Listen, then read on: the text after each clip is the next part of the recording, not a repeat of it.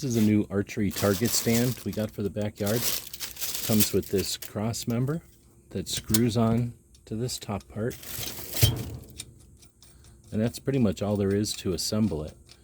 Once this top part is screwed on to the top post, it's then adjustable up and down as tall as you'd like it. And then the base is very secure and allows you to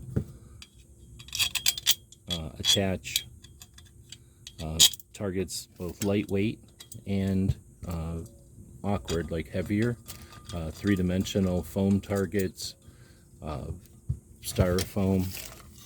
So now you can adjust the height and just tighten it down. And then the base unit comes out and it's very sturdy. It'll come down and open up to a very secure situation. And now your targets up top are secured here. And this holds everything, and it's nice and yellow so you can see it. Hope this helps.